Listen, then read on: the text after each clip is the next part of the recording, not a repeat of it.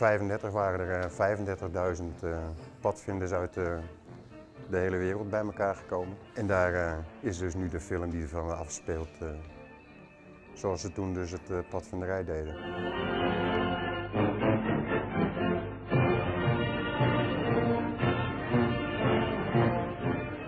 We zijn een luchtscoutinggroep en we zitten in Drachten.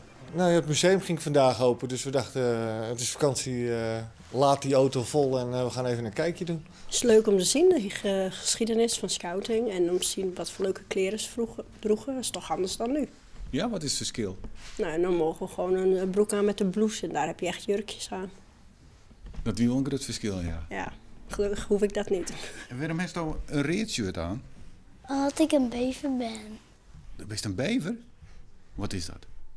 Een bever. Maar de bever is binnen gewoon binnen de versie van de welpen. En het uniform was dus een trui met een korte broek. Maar ook in de winter, hè? En ook in de winter korte broek, altijd korte broek aan.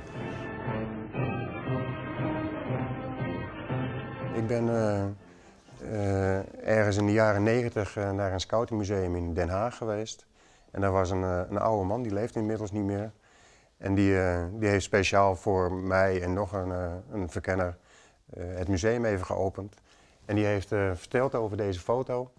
En een week later kwam ik in een boekenwinkel deze foto tegen en heb ik hem gekocht. En toen ben ik begonnen met verzamelen. Heel veel dingen krijg ik, gewoon als schenking, en sowieso nu we als museum willen zijn. Komt er heel veel naar ons toe. En voorheen ruilen en rommelmarkten en marktplaats en overal om je heen kijken. Je had toch een groot ding wat je buiten zo demonstreren. De jakkar.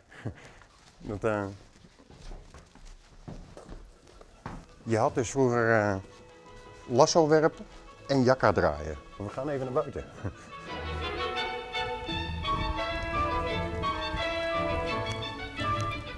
Nou, en dit, als je dit dus heel goed kon, dan kreeg je daar een insigne voor.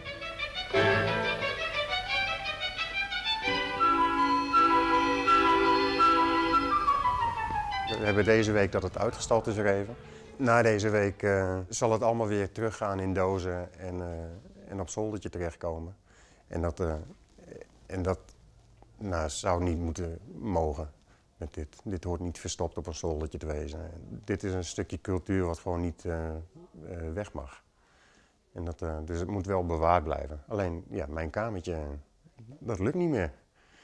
Dus we zoeken eigenlijk iemand die een ruimte heeft wat we zouden mogen gebruiken. En dat je dan op die manier dit wel kan laten zien en bewaren en zorg voor kan dragen. Wanneer kunnen de meesten hier nog zien? Donderdag van 6 tot half 9 en vrijdag en zaterdag van 1 tot 6.